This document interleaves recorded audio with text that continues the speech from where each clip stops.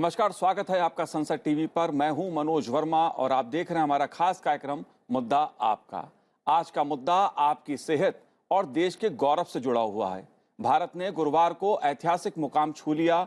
देश ने 100 करोड़ कोरोना टीकाकरण का लक्ष्य हासिल कर उपलब्धि का एक नया कीर्तिमान बनाया है। विश्व स्वास्थ्य संगठन सहित दुनिया भर के अनेक देशों ने कोरोना संक्रमण के खिलाफ भारत के टीकाकरण अभियान की प्रशंसा की है। साथ ही इस उपलब्धि पर पूरे देश में उत्साह का वातावरण है। भारत में इस साल 16 जनवरी से टीकाकरण अभियान की शुरुआत हुई थी। शुरुआत में वैक्सीन लेने में हिचकिचाहट, कोल्ड चेन की बाधाओं और दूसरी लहर के दौरान मची तबाही के बाद भी भारत ने 100 करोड़ कोरोना वैक्सीन के लक्ष्य को हासिल किया है। इसलिए टीकाकरण की इस सफलता और टीकाकरण यात्रा के विभिन्न पहलुओं पर मुद्दा आपका में आज हम चर्चा करेंगे, इसे समझने की कोशिश करेंगे। लेकिन इस उपलब्धि पर देश के प्रधानमंत्री नरेंद्र मोदी ने क्या कहा, आइए वो सुनते हैं। 21 अक्टूबर 2021 का ये दिन इतिहास में दर्ज हो गया है।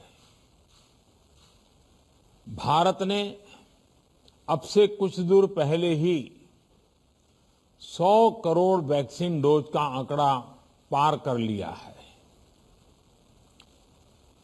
100 साल में आई सबसे बड़ी महामारी का मुकाबला करने के लिए देश के पास अब 100 करोड़ वैक्सीन डोज का मजबूत सुरक्षा कवच है।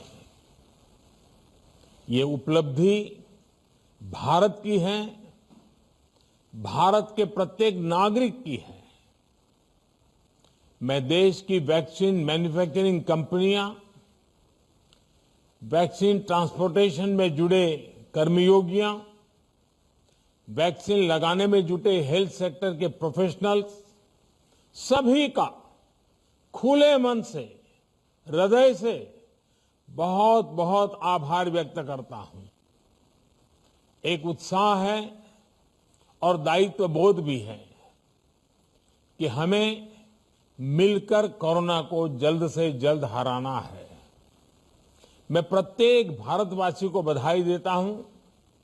100 करोड़ वैक्सीन डोज की ये सफलता प्रत्येक भारतीय को अर्पित करता हूं। टीकाकरण की 100 करोड़ की इस उपलब्धि पर विभिन्न नेताओं और देश के केंद्रीय मंत्रियों ने भी अपनी बात देश के सामने रखी। आइए सुनते हैं उन्होंने क्या कहा। 100 करोड़ कोविड वैक्सीनेशन के लक्ष्य को प्राप्त किया है। यह स्वास्थ्य के क्षेत्र में अभूतपूर्व उपलब्धि होने के साथ साथ विश्व के पटल पर भारत के सामर्थ्य का प्रतीक है। भारत ने जिस रफ्तार से 100 करोड़ के आंकड़े को छुआ है, यह दर्शाता है कि हमारी सरकार प्रत्येक व्यक्ति की सुरक्षा के लिए पूर्णतः संकल्पित है। देश ने सबसे तेज गति से 100 करोड़ टीका लगा के एक विश्व में अनोखी उपलब्धि प्राप्त की है।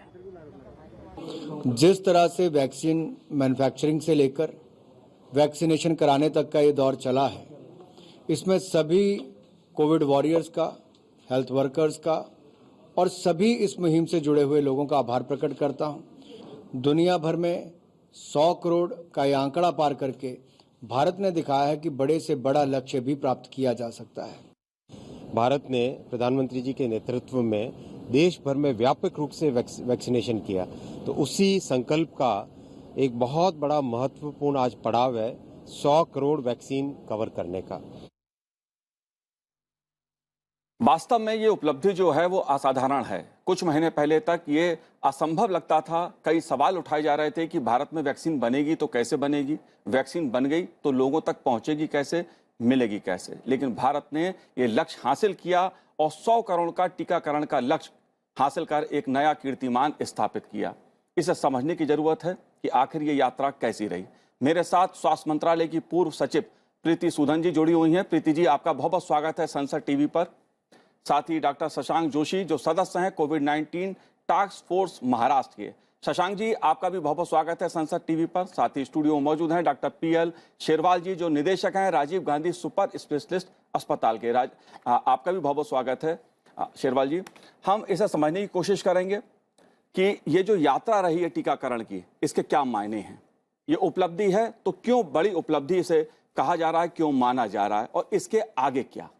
क्योंकि तीसरी लहर की आशंका को लेकर तमाम तरह की बातें कही जाती हैं, लेकिन उसका कोई वैज्ञानिक आधार नहीं है फिलहाल। सबसे पहले बात मैं आपसे करना चाहूंगा शेरवाल जी कि आज की जो उपलब्धि है इसको आप कैसे देखते हैं, खास तौर से अगर हम स्वास्थ्य की दृष्टि से कहें, और जिस तरह से जन भागीदारी के जरिए 100 करोड़ के देश के लोगों ने मिलकर इस उपलब्धि को हासिल किया है, इसे आप कैसे देखते हैं।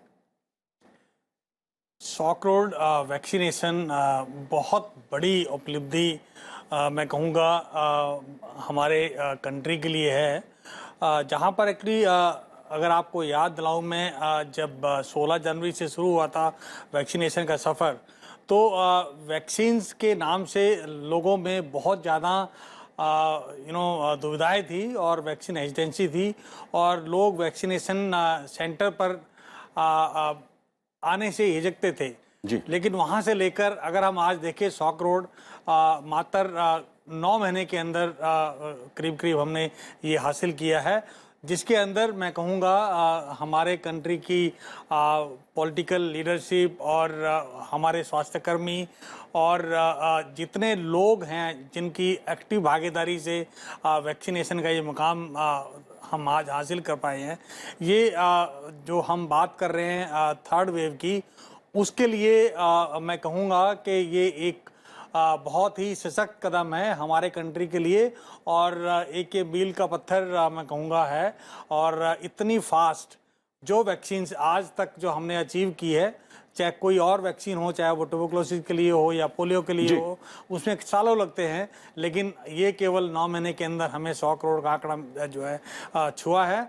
और इसके बहुत बहुत ज़्यादा जो बेनिफिट हैं हम देख रहे हैं कि अभी कैसे हम लोग सुरक्षित अपने आप को महसूस कर रहे हैं, और कोविड का जो एक तरह से बैरियर कहेंगे हम आम जनता में, वो हम क्रिएट करते जा रहे हैं। जाहिर सी बात, एक सुरक्षा कवच देश को मिला है 100 करोड़ लोगों के जरिए, और इसीलिए जो कोरोना की दूसरी लहर है वो थम चुकी है लगभग, और इक्का दुक्का या कुछ केसेस सामने आते हैं।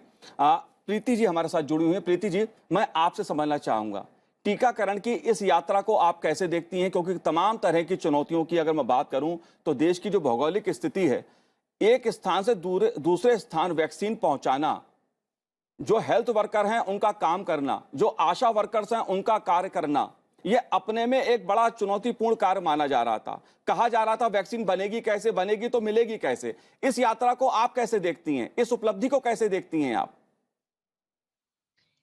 ये हमारी यात्रा शुरू हुई 16 जनवरी को जी। तो हमें 9 महीने लगे अपने 1 बिलियन डोजेस वैक्सीनेशन को डिलीवर करने को। ये एक हमारा बेबी ही समझिए। ये यात्रा कोई आसान नहीं थी, मगर क्योंकि हम सब इकट्ठे थे जी। क्योंकि टॉप लेवल की पॉलिटिकल लीडरशिप ने इसको आगे बढ़ाया, प्राइम मिनिस्टर ने खुद लीड किया, क्योंकि हमारे साइंटिस्ट, हमारे रिसर्चर्स, डॉक्टर्स और लैब टेक्नीशियन और हमारी आशा वर्कर्स, ANMs, हमारे फ्रंटलाइन वर्कर्स, हमारी स्टेट्स, डिस्पाइट कि हम इतने डाइवर्स नेशन हैं, हम सब इकट्ठे हो गए। और आप देखिए ये कोई आसान उपलब्धि नहीं है। अगर हमने जैसे नियरली मैं कहती हूँ 2 लाख से ऊपर हमारे वैक्सीनेशन सेंटर्स थे जी। अब अगर वहां पे वैक्सीन पहुंच भी गई तो कोल्ड चेन नहीं हमने मेंटेन करी, या वहां पर आशा उस दिन नहीं आई, या फिर आप सोचो कि हमारे पास सिरिंज कम पड़ गए, या फिर आप सोचिए हमारे पास स्वैब नहीं था।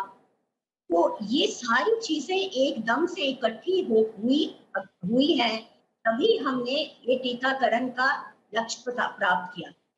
और ये जो वैक्सीनेशन हेजिटेंसी की हम बात करते थे जी। शुभा था, शक था, भाई इफेक्टिव है या नहीं, ये कहाँ से आ गया, हम इतना प्रोड्यूस कर पाएंगे या नहीं। हमने तो अपने देश में ही, फार्मा सेक्टर को भी सलाम, हमने अपने देश में ही इसको मैन्युफैक्चर करके इतनी बड़ी उपलब्धि पाई है।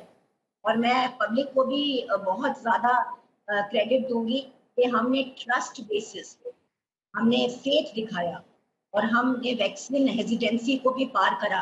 अब तो ये हो गया है कि वैक्सीन डिमांड हो गई है। जी तो आई थिंक ये बहुत ही इम्पोर्टेंट एक हमारा अचीवमेंट है और हम सबको बहुत प्राउड होना चाहिए इस अचीवमेंट के। जी बिल्कुल। शशांक जी, आप कैसे देखते हैं, क्योंकि जो पब्लिक की बात प्रीति जी कर रही हैं, प्रधानमंत्री जी ने पूरे देश को बधाई दी। उन्होंने कहा जिस तरह की भावना, जिस तरह का उत्साह वैक्सीन को लेकर लोगों में देखने को मिला, ये उसी का परिणाम है कि भारत ने 100 करोड़ का जो टीकाकरण का लक्ष्य था उसको हासिल किया है। जन भागीदारी इस पूरे टीकाकरण कार्यक्रम में, इसे आप कैसे देखते हैं? कितनी बड़ी उपलब्धि ये है? ये तो बहुत बड़ी उपलब्धि है और ने इसमें पार्टिसिपेट किया, हर विभाग ने इसमें पार्टिसिपेट किया है। पूरे जन ने इसके टॉप लीडरशिप से लेके लोएस्ट में जो आशा वर्कर्स है, सब ने इसमें पार्टिसिपेट किया। हर भारतवासियों ने इसमें, एक हमारी मिशन है कोविड मुक्त भारत, और ये कोविड मुक्त भारत में ये पहला पड़ाव है कि 100 करोड़ वैक्सीन। इससे पहली सबसे जी मोस्ट इंपॉर्टेंट चीज बाहर आती है, वो तो हमको 0 कोविड डेथ है। जी वैक्सीन से सबसे बड़ा प्रभाव होगा कि मृत्यु दर 0 तक लाना है, और इसके ये पहली पड़ाव हमने पार कर चुके हैं। ये दुनिया में सबसे अग्रेसर है हम। दुनिया की, पूरी दुनिया में जितनी वैक्सीन कोविड के पहले बनती थी, उसकी आधी वैक्सीन भारत में निर्माण होती थी। जी तो वैक्सीन निर्माता से लेके वैक्सीन देने वाले थे और वैक्सीन लेने वाले, सबको इसकी प्रशंसा है। पूरे भारत की ये बहुत गर्व की बात है कि हम ये पूरा पड़ाव पार कर रहे हैं और सब साथ में मिलके हम आगे चल रहे हैं। हमको कोविड से एक भी मौत नहीं होनी चाहिए, तीव्र कोविड नहीं होना चाहिए, यही हमारा पहला प्रयास है। उसका पहला पड़ाव ये 100 करोड़ वैक्सीन है। जी मैं बहुत कॉन्फिडेंट हूँ कि हम 200 करोड़ भी क्रॉस करेंगे, बूस्टर भी देंगे सबको, और हमको एक जो सुरक्षा कवच मिला है कोविड मुक्त भारत और कोविड मुक्त मौत मुक्त भारत, इसके ऊपर ये एक बहुत बड़ी पहल है। इसमें और एक चीज है कि अभी भी हमारी एक ही दरख्वास्त है सबको कि कोविड तो अभी लगभग निकल गया है, लेकिन लोगों ने जो एक टीका लगवाया है, दूसरा टीका जरूर लगवाइए। और दूसरी बात ये भी है कि दोनों टीका लगाने के बाद भी जब भी आप भीड़ भाड़ में जाते हैं तो मास्क जरूर पहनिए, बिकॉज अभी भी पूरा कोविड पूरी तरह से निकल नहीं गया है। हमको अभी भी थोड़ी सावधानी बरतने की जरूरत है। सेलिब्रेशन जरूर करिए, आप आनंद ले लीजिए। हम बहुत गर्व से बोलते हैं कि आत्मनिर्भर भारत अपने 75वें जो हमारा जो इंडिपेंडेंस है उसकी जो हम सेलिब्रेशन में, इसमें ये बहुत बड़ा मोहरा है। पूरे दुनिया को हमने बता दिया है, ऐसे कोई देश नहीं है चीन छोड़ के कि हमने बहुत आगे चले गए वैक्सीनेशन। अमेरिका हो, यूरोप हो, जी कोई भी देश हो, हम बहुत अग्रेसर है वैक्सीन में। और दूसरी बात है कि हम बाहर कंट्रीज पे नहीं है। इसमें मैं पूरा अपने गवर्नमेंट ऑफ इंडिया और सब स्टेट गवर्नमेंट्स की प्रशंसा करना चाहता हूँ कि हम आत्मनिर्भर है। पूरे वैक्सीन जो लगवाए, टीके लगवाए, ये पूरे भारत में निर्माण हुए, सब टीके भारत के निर्माण हुए हैं। तो ये भी बहुत गर्व की बात है। हमने कोई बाहर वाली कंपनियों पे ज्यादा डिपेंड न करते हुए खुद टीके लगवाए हैं। ये बहुत अहम बात है। और अभी हमको यही देखना है कि हम कोविड मुक्त कैसे हो और कोविड से एक भी मौत नहीं हो। कम से कम ये कोविड से हम बाहर जल्दी से जल्द निकल जाए और एक महान राष्ट्र जो निर्माण हो रहा है हमारा, इसमें हम सब एकजुट होकर पार्टिसिपेट। जी बिल्कुल, इस जो उपलब्धि है उसमें आत्मनिर्भर भारत की झलक देखने को मिलती है। आत्मनिर्भर भारत का संदेश इस उपलब्धि से निकलता है। साथ ही एकजुट भारत, जन भागीदारी के साथ एक लक्ष्य को प्राप्त करने की जो भावना है वो भी इस अभियान से देखने को मिली है। अभी तक के आंकड़ों के मुताबिक 75% जो युवा आबादी को कम से कम एक डोज लग चुकी है, जबकि 31% आबादी को दोनों डोज लग चुकी हैं। एक डोज लग चुकी है शेरवाल जी, दूसरी डोज का भी जो अभियान है वो तेजी से है, बूस्टर की बात भी आती है। इसको आप कैसे देखते हैं इस पहलू को, क्योंकि लोगों को बूस्टर की भी उम्मीद है, सेकंड डोज की भी लोग उम्मीद कर रहे हैं। डेफिनेटली देखिए, ऐसे जो हमारी वैक्सीनेशन हो रही है और धीरे धीरे करके हम जब देखते हैं एंटीबॉडी टाइटर की बात होती है या थर्ड वेव की बात होती है, तो दूसरे कंट्रीज में देखा गया है कि कुछ कंट्रीज ने बूस्टर को मॉडर्ना हो या फाइजर हो, उन्होंने कहा है कि बूस्टर डोज हम दे सकते हैं। साथ में मिक्स एंड मैच दो तरह की वैक्सीन दे सकते हैं, और ख़ास तौर पर जो 65 इयर्स एंड अबो या ज़्यादा को इन्फेक्शन वाले पेशेंट्स हैं, उनके अंदर जो है मिक्सिंग का अब जो डाटा है वो सामने आया है, और वो उसमें काफ़ी उत्साहिक बेसिकली रिजल्ट आए हैं। तो ये हम ये मान के चल रहे हैं, अगर अभी हम जो है देख रहे हैं कि जो फर्स्ट डोज है करीब 70 करोड़ लोगों ने इंडिया में लगवाई है, और 30 करोड़ के आसपास जो है ना सेकेंड डोज हो चुकी है। जैसे अभी बात हुई है कि सभी लोगों को सेकेंड डोज लगवानी चाहिए। अभी कोविड ख़त्म नहीं हुआ है, और उसको ख़त्म करने का सिंपल और सरल यही है कि वैक्सीनेशन अगर है और आप एलिजिबल हैं उसको लगवाइए और मास्क पहनिए। तो आज जो है, जहाँ तक बात है, जैसे ही हम इसका डाटा आएगा और ज़रूरत महसूस होगी थर्ड डोज की, तो डेफिनेटली रेगुलेटरी अथॉरिटीज़ इसके ऊपर चर्चा होगी, और जब आएगा तो नेचुरली थर्ड डोज जो है वो बेनिफिशरी होगी। और बूस्टर डोज का किसी भी वैक्सीन के लिए डेफिनेटली वो जो पहले इम्यून सिस्टम हमारा है उसके अंदर इम्यूनिटी जो डेवलप होती है फर्स्ट या सेकंड डोज के बाद, डेफिनेटली उसको एनहांस करेगी। जी शेरवाल जी, अगर मैं इस यात्रा टीकाकरण की जो यात्रा है, टीकाकरण की इस यात्रा को मैं बार बार इसलिए समझने की कोशिश कर रहा हूं क्योंकि कई तरह के सवाल थे जब इस अभियान को शुरू किया गया था कि वैक्सीन पहुंचेगी कैसे, लोगों को कैसे मिलेगी, कैसे उपलब्ध होगी, कितनी कीमत होगी, ये सब सवाल भी इसमें उभर के आए थे। कई तरह की आशंकाएं भी प्रकट की गई थी। आप कैसे देखते हैं इसे? नहीं, देखिए, क्योंकि एक्चुअली हमारा जो इंफ्रास्ट्रक्चर है और हमारे पास जो सुविधाएं हैं, नेचुरली जब शुरुआत में हम वैक्सीन्स की बात कर रहे हैं और हमारे पास ये कोई तजुर्बा था नहीं इतने बड़े अडल्ट पॉपुलेशन को वैक्सीनेट करना, ये हमारे लिए एक चैलेंज था। और इसके अंदर मैं सबसे पहले कहूँगा कि लीडरशिप, अगर आपका कोई भी लीडरशिप, चाहे वो स्टेट में हो या सेंटर में हो, उसके अंदर अगर आप जो है लीड नहीं करेंगे तो ये इसके लिए पूरे मैं कहूँगा कि हम भाग्यशाली हैं कि हमारी लीडरशिप ने इसके लिए सोचा और इसके लिए उचित कदम उठाए, और कहीं पर भी ये महसूस नहीं होने दिया कि हम ये नहीं कर सकते हैं।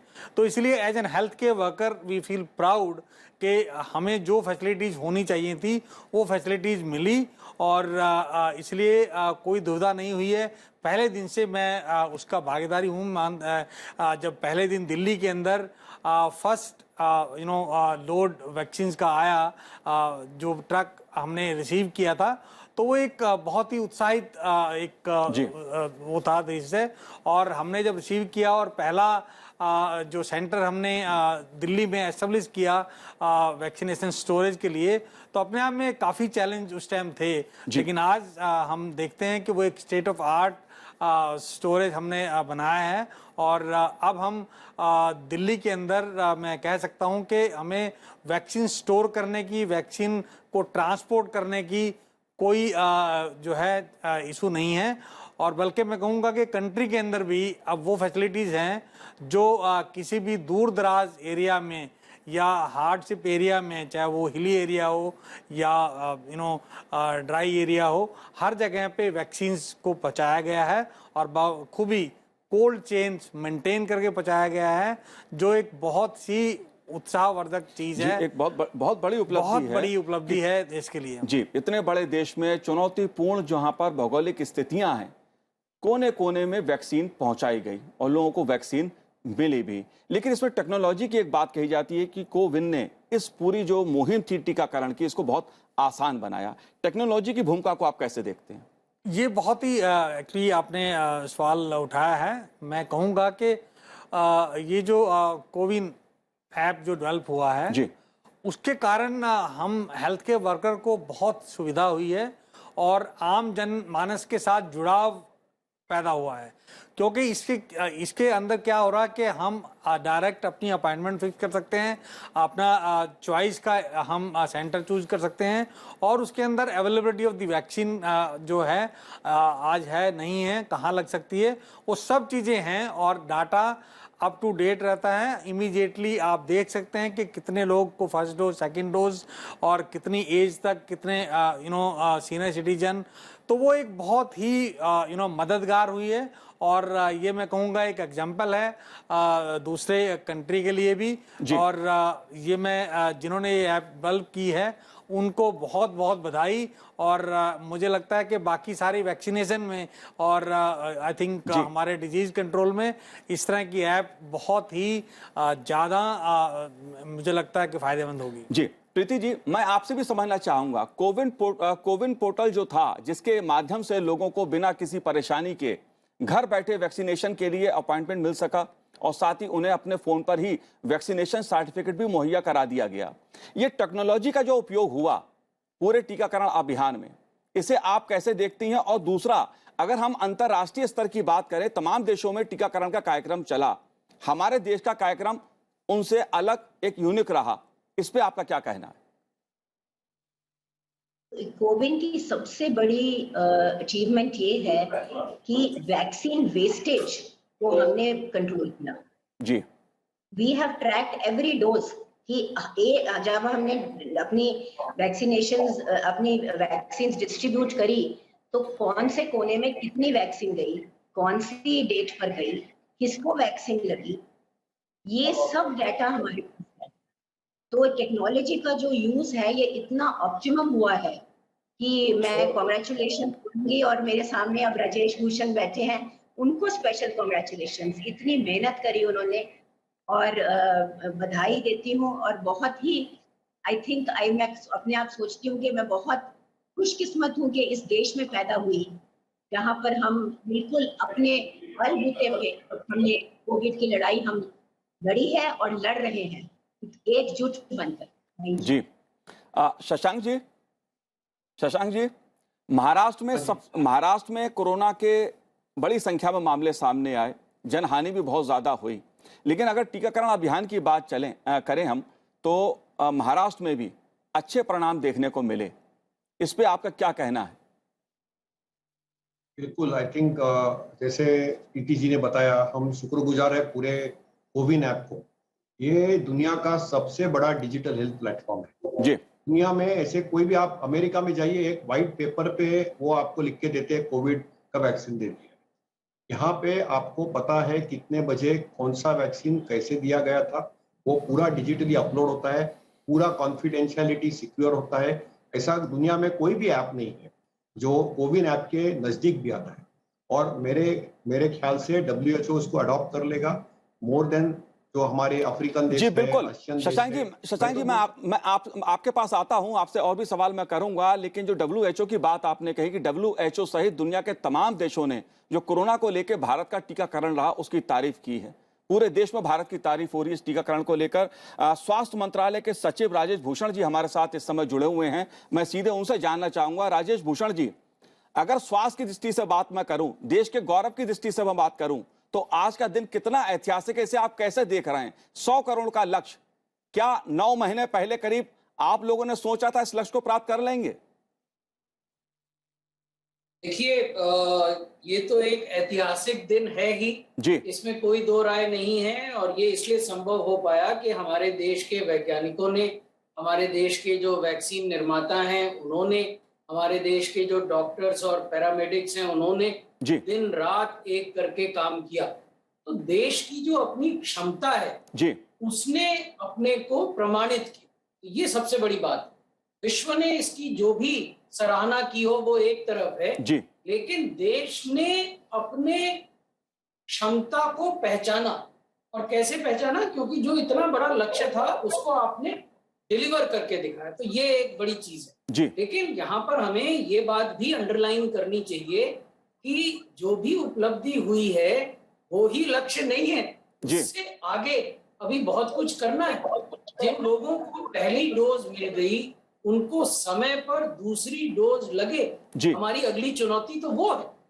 और जितने अच्छे मेहनत से, परिश्रम से, लगन से राज्यों ने और भारत सरकार ने मिलकर काम किया, ये 100 करोड़ का या 1 बिलियन डोजेज एडमिनिस्टर करने का लक्ष्य, उसी लगन से, उसी मेहनत से अब हमें उन लोगों को दूसरी डोज देने पर लग जाना चाहिए जिनके लिए दूसरी डोज ड्यू हो गई। जी, ऐसे भी लोग हैं। तो अब अगली चुनौती वो है। जी। टीकाकरण में टेक्नोलॉजी का उपयोग जिस तरह से किया गया, कोविन की मैं बात कर रहा था, क्योंकि माना जा रहा है कि इतना बड़ा टेक्नोलॉजी का उपयोग इससे पहले किसी टीकाकरण में देखने को नहीं मिला। दुनिया के लिए अपने में ये एक तरह का प्रयोग है। इसे आप कैसे देखते हैं, टेक्नोलॉजी का जो प्रयोग किया गया इस पूरे अभियान में? देखिए, अभी जब आप इस विषय पे बात कर रहे थे तो श्रीमती प्रीति सूदन जी ने आपको बताया कि ये अपने आप में एक यूनिक डिजिटल प्लेटफॉर्म है। क्यों है यूनिक? डॉक्टर जोशी ने भी बताया। यूनिक इसलिए है कि आप हर इंडिविजुअल वैक्सीनेशन इवेंट को कैप्चर कर रहे हैं। तो अगर आज देश को आप ये कहते हैं कि हमने 1 बिलियन डोज एडमिनिस्टर किए, 100 करोड़ डोज एडमिनिस्टर किए, तो उन 100 करोड़ डोज का रिकॉर्ड है। किस व्यक्ति को, किस राज्य में, किस वैक्सीनेशन सेंटर में दिए गए, किस तारीख को दिए गए, ये सारा रिकॉर्ड। ये तो पहला बड़ा मुद्दा है जो कि कोई और देश ये क्रेडिट, ये उपलब्धि क्लेम नहीं कर सकता। दूसरा मुद्दा ये है कि आप डिजिटल सर्टिफिकेट देते हैं व्यक्तियों को, जो डॉक्टर जोशी कह रहे थे, जो कि क्यूआर कोडेड है और उस क्यूआर कोड को स्कैन करके पढ़ा जा सकता है। जी, ये भी बहुत बड़ी बात है। यानी आपका सर्टिफिकेट कोई भी थर्ड पार्टी वेरीफाई कर सकती है। तीसरी बात यह है कि यदि आपके पास स्मार्ट मोबाइल है तो आप अपने सर्टिफिकेट को अपने मोबाइल पर लेकर चल सकते हैं और कहीं पर दिखा सकते हैं। अगर आप मोबाइल पर नहीं रखना चाहते तो आप अपने सर्टिफिकेट को डिजी लॉकर में रख सकते हैं। ये सब इसलिए हुआ कि हमारे देश ने तकनीक को अपनाया। राजेश जी, एक आखिरी सवाल आपसे और करना चाहूंगा, क्योंकि जब वैक्सीन का अभियान शुरू हुआ था तमाम तरह के सवाल खड़े किए गए, आशंकाएं प्रकट की गई, लोगों में थोड़ी सी हिचक भी थी, लेकिन जन भागीदारी के जरिए जो एक मुकाम हासिल किया है भारत ने, उपलब्धि हासिल की है, इस जन भागीदारी पर आपकी क्या प्रतिक्रिया है? देखिए, उसका तो सबसे बड़ा रोल जी, क्योंकि नहीं होती, जन आंदोलन के रूप में वैक्सीनेशन नहीं परिवर्तित होता तो इतने बड़े लक्ष्य की प्राप्ति नहीं हो सकती थी। जी, क्योंकि अनेक लोगों ने अनेक प्रकार के सवाल वैक्सीन की सेफ्टी पर उठाए, वैक्सीन की एफिकेसी पर उठाए, वैक्सीन की इम्यूनोजेनेसिटी पर उठाए। उसके बावजूद जनता बड़ी संख्या में वैक्सीनेशन सेंटर्स पर आई, उन्होंने टीका लगाया और जब उनको टीके से लाभ हुआ तो उन्होंने अपने अगल बगल, आस पड़ोस, अपने परिवार, अपने मित्रों को बताया।